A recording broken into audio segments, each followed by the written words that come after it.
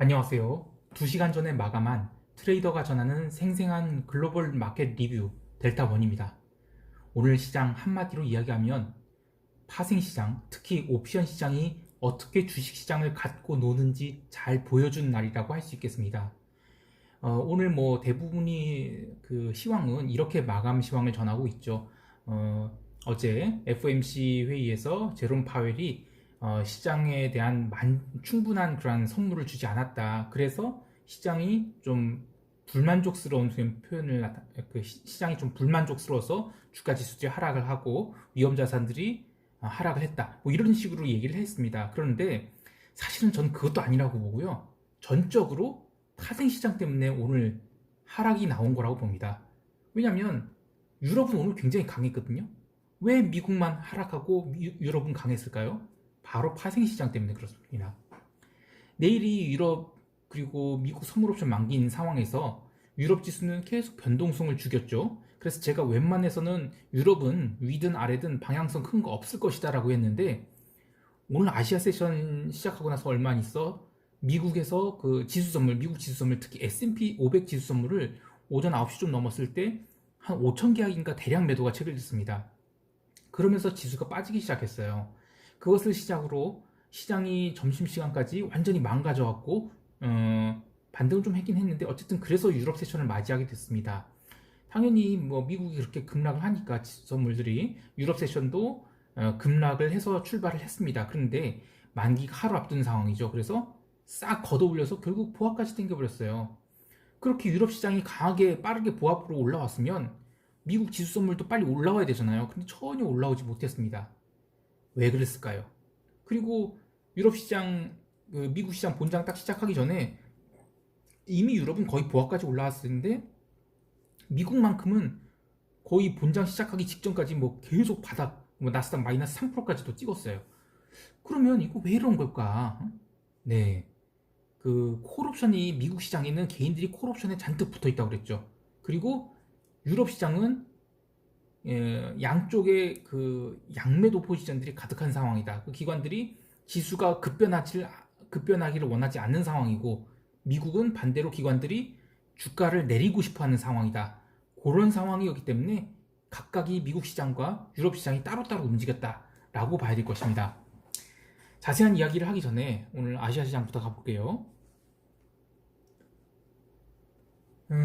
아시아 세션에서 드디어 오늘 니케이가 숏으로 움직였습니다. 엔화가 오늘까지 4거래일 연속 상승했습니다. 그래서 이제 어제도 잠깐 지금 엔화가 계속 오르니까 니케이가 장 초반에 좀 밀렸었긴 했는데 그 다 반납했었죠. 다시 올라왔습니다. 그런데 오늘은 니케이가 아래쪽으로 밀릴 때 반등을 못했어요.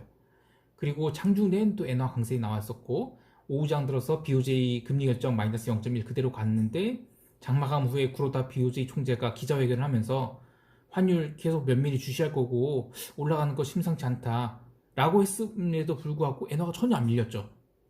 그러니까 기자회견 끝나고 나서 이거 약발 안 받네 하면서 엔화가 더 강세가 나왔습니다. 코스피도 어제 나스닥 밀린 걸 반영하면서 밀렸는데 사실 코스피가 밀린 것은 오늘 그 로컬 이슈, 그러니까 LG 화학 분할설 때문에 대형주들 투자 심리가 좀 나빠져갖고 밀린 것으로 봐야 됩니다.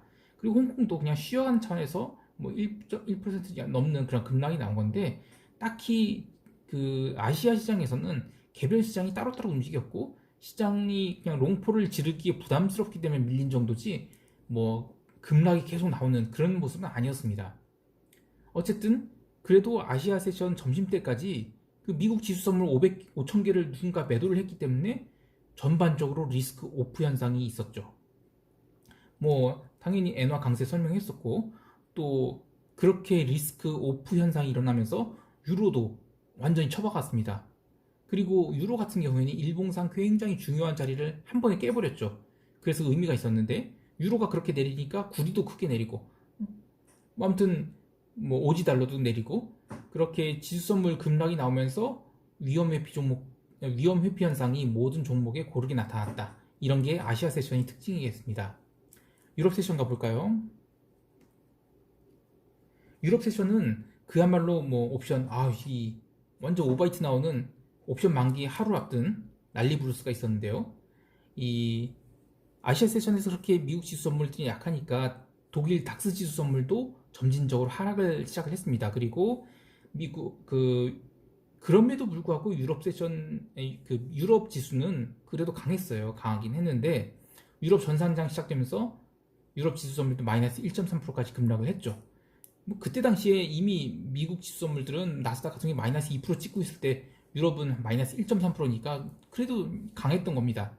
그런데 이 유럽 분당 딱 시작할 때 그 시작하면서 옵션들이 아주 난리가 났었는데 그, 독일 닥스 콜옵션 13,200짜리가 어제 한 110포인트로 마감을 했거든요. 근데 오늘 시가 출발은 21포인트입니다. 완전히 5분의 1 토막이 나서 출발을 했죠. 또 반대편 풋옵션은 그 13,200 풋옵션이 68포인트였는데 그게 거의 3배가 났죠. 165포인트 3배가 나면서 완전히 이제 스트레이트 매수에서 이익이 난 상황, 즉 변동성이 터진 상황이었습니다. 근데 기관들이 저는 이런 현상 용납하지 않을 거라고 봤죠. 그래서 다시 포지션을 강화할 거라고 봤는데 최근에 이제 유럽 시장에서 기관들이 계속 그러니까 올라오면 계속 매도를 쌓았습니다. 그래서 매도가 많은 상황에서 갭다운이 나왔기 때문에 아이고 감사합니다 하면서 매도 포지션을 싹 걷어내면서 지수를 다시 위로 들어올렸죠. 이렇게 들어올리니까 결국에는 보합까지 갖다 놔서 옵션이 또 양쪽으로 쫙 빠지게 됐습니다. 사실 이렇게 유럽이 강하게 반등을 했다면 미국 지수 선물도 그렇게 반응을 해줘야 되는데, 반등이 나와야 되는데 미국 지수 선물은 유럽 증시가 보합까지 올라왔음에도 불구하고 전혀 못 올라왔어요. 아무튼 글로벌 흐름과 달리 이 유럽 시장은 기관 투자자들이 자기들이 파생 상품 포지션에 유리하게 만기가 결제될 수 있도록 증시에서 매수 포지션을 잡았다. 이게 유럽 시장의 특징입니다. 유럽 세션에서 발표된 경제지표는 유로존 8월 근원소비자 물가지수 확정치인데 컨센서스와 동일하게 나왔어요. 그래서 시장 반응 안 했고요. 통화시장에서 좀 난리가 났습니다. 사실 제가 어제 그 FOMC 때 너무 간단하게 말씀드리긴 했는데 달러가 강세가 된 것은 이론상으로 납득이 안 가는 흐름이었어요. 아니 뭐 최소한 2년 동안 제로금리 할 거고 또 시장이 원하는 수준만큼의 비둘기적인 스피치를 했는데도 불구하고 시장이 아니야 이 정도보다 더 필요해 더 비둘기를 원했는데 그 정도는 아니었기 때문에 그 나스닥이 밀렸다. 이건 좀 오버 아닌가요? 이거는 전적으로 그 손정희를 포함한 개인들이 콜옵션에 워낙 많이 붙어 있으니까 밀어버리겠다 그 심성으로밖에 이 해석이 안 됩니다. 아무튼 어제 그래서 위험회피 현상으로 달러가 올라왔어요. 근데 좀 논리가 좀 어진 게 신흥국 통화도 어제 강세였거든요. 유로만 약하고. 자, 그리고 원래 어제 이제 달러가 약세가 되어야 논리상으로 맞는데 오늘 또 이 아시아 시장에서 그 미국 지수 선물 매도가 나오면서 달러가 급등을 해버렸습니다. 그리고 엔도 또 오르고요. 그러면서 이제 엔과 달러가 오르면서 위험 회피가 나오니까 유로 폭락하고 오지 달러 폭락하고 파운드도 하락하고 페소도 다시 내려가고 그런데 유럽 세션이 시작하면서 유럽 지수 버티면서 다시 올라오니까 다시 달러 내려오고 유로 반등, 파운드도 반등, 오지 달러 반등. 그리고 그나마 이제 또 그 BOE에서는 영국 영란은행에서는 이제 금리 결정이 나왔는데 그 0.1% 동결을 했어요. 그리고 QE 한도도 그대로 유지했는데 마이너스 금리 검토하겠다 이런 얘기는 하는 거예요. 그러니까 또 다시 파운드는 또 급락. 아무튼 통화 시장은 오늘 난리였습니다. 아주 그냥. 자, 그런데 어쨌든 유럽 증시가 이제 반등하니까 통화 시장도 조금씩은 안정을 찾아갔어요. 그런데도 미국 지수 선물들은 굉장히 안 좋은 상태로 미국 세션을 맞이하게 됩니다. 자, 이제 미국 세션 간단히 볼게요. 미국 세션 시작하기 전에 경제 지표는 1시간 전에 그 신규 실업수당 청구 건수 86만 건 나왔어요. 86만 건. 아휴, 정말 안 좋은 수치입니다. 그리고 같은 시간에 미국 8월 건축 허가와 주택 착공 건수 그리고 필라델피아 연준 제조업 지수 발표됐는데 뭐 컨센서스 대비 다 안 좋게 나왔어요. 그러면 이제 시장에 안 좋은 영향이 있어야 되는데 그때까지만 해도 유럽 지수 반등 다 했다고 그랬죠. 그런데 미국 지수는 계속 약세 국면이었어요. 그래서 뭐 지표가 발표된 상황에서 물론 좀 더 하락이 나오긴 했어요. 그러나 막 그렇게 하락한 상태에서 막 그 경제 지표가 나쁘게 나왔다고 확 밀어버리진 않았다. 그 정도인데 어쨌든 지표에 대해서는 해석은 부정적이었다. 그렇게 해석할 수 있겠습니다. 아무튼 본장 시작 전에 지수 선물이 나스닥 같은 경우에 마이너스 3%를 일시적으로 찍었어요. 전일 나스닥이 하락을 했는데도 또 마이너스 3%를 찍었으니까 굉장히 큰 하락이 나온 겁니다. 보통 이제 강세장인 경우에는 외부 악재로 인해서 미국 지수 선물들이 밀려서 본장 시작할 때 갭다운이 나왔다. 그러면 강한 매수세가 들어오면서 보합이나 그 이상으로 땡기는 거, 이게 정상이거든요. 그런데 사실 오늘은 외부 악재라고 볼 수 없죠. 왜냐면 외부 악재라고 하면 유럽이 빠지거나 아니면 뭐 아시아가 빠졌어야 되는데 뭐 아시아는 생각보다 덜 빠졌고 유럽은 다 반등 다 해버렸고, 그러면 이 미국 지수 선물의 약세는 전적으로 미국 그 자체의 문제다. 그런데 개별 어떤 이슈 때문이 아니라 파생 상품 때문에 미국 지수가 약한 거다. 그렇게 봐야 될 것입니다. 그래서 반등을 하긴 했어요. 그런데 반등하면서 계속 지수 선물들에서 매도가 나오는 거예요. 전형적으로 뭐 로빈훗들이 갭다운이 나오니까 뭐 매수를 쭉 해 들어갔겠죠.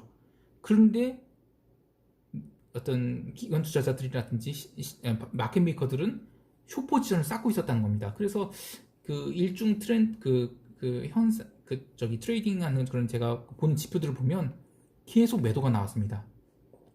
제 기준으로는 반등이 굉장히 크게 나왔는데 생각보다 반등이 안 나왔다는 거죠.